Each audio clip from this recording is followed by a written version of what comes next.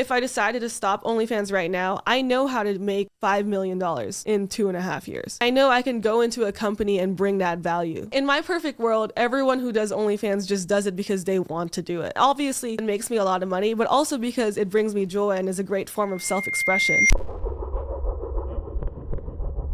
I actually have a question based on you signing. You said you recently signed to like a bigger porn company. Yeah, I right? just signed to Vixen. Okay, my question is, a lot of people online have looked at OnlyFans and seen it as like giving power back to the creator, because back in the day it was like known that like, you know, you would get paid a salary as an actress and stuff like this, but now it seems like you're kind of going backwards. Like, you've created your following online, but then you've decided to sign to a company.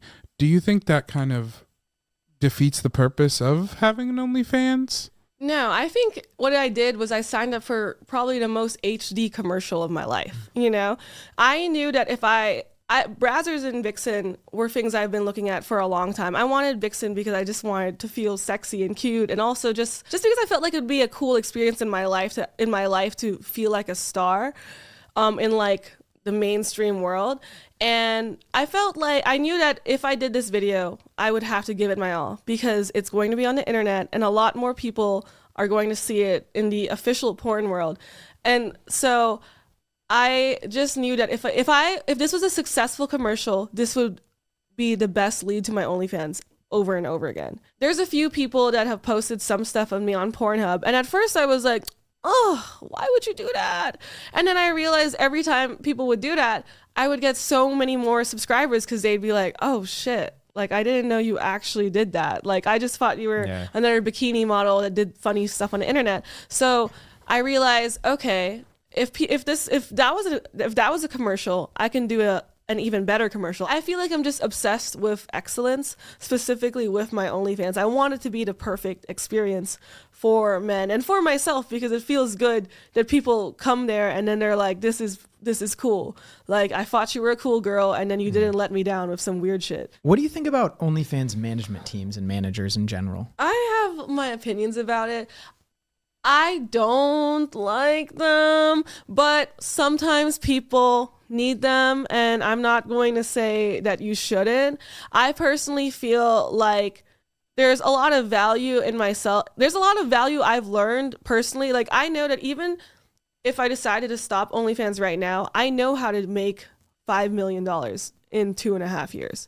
And I know I can go into a company and bring that value, you know? The other thing as well is I feel like everything I know, I can teach someone to do, and if I don't like them anymore, I can fire them. However, when you sign onto an OnlyFans management team and agency, a lot of these girls have never done stuff like this before, and they don't know how to make this money, and let's say they don't like this team anymore, and they, you know, relinquish the contract, and they don't know how to make $50K a week anymore. It sucks, you know? Like, I feel...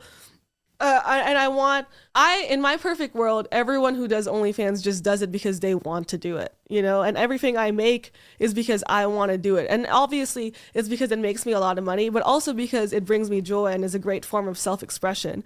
And I feel like when you go into these management teams and you give them a percentage and they tell you have to do this, and then like they're weird sometimes, but you can't let them go because you're in this like tight contract. I feel like, I don't know. I just have like weird opinions about that, because I just want people to do it because they want to. So part of the value is just the learning, basically, that you get building up your own OnlyFans. You know, for a fact, you could go to a different company and your marketing stuff will translate to that company, and you'll be able to make this amount of money regardless of what happens to OnlyFans. Yeah, whereas someone else that just takes all of the advice from a management team is left with nothing if that management team leaves. Because the problems I've heard is like my friends will join a team and then they suck, because a lot of them do suck. A lot of them have no proven concept of being great or growing a girl, because a lot of it is their own personal brand, which, you know, and you don't want those awkward conversations where they tell you have to do something you don't want to do. I find it virtual pimping, but I don't want to discount the girls who do have a good time, because let's say you just wanted residual income. I mean, who cares? Like, I don't, you know,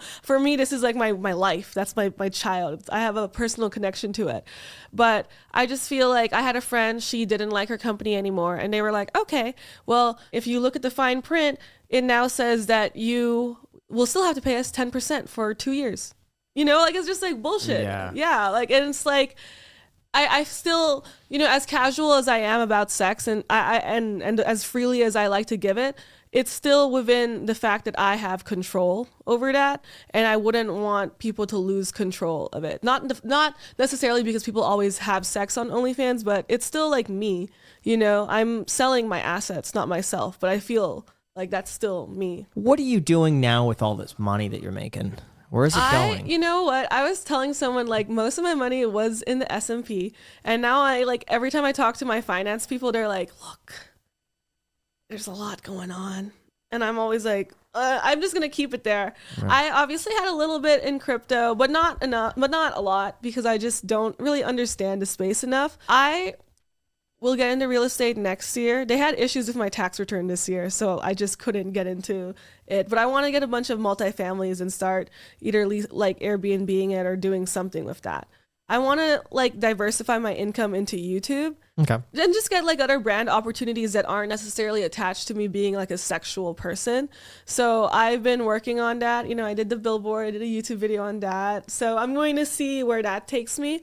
But mostly my money, if it's not spent on marketing and if it's not spent on like putting it back into the S&P, then it's me traveling and just living my life. I just came back from Berlin and I just feel like people are the best books, and it was just such a different space over there compared to here. So I just like want to continually understand people.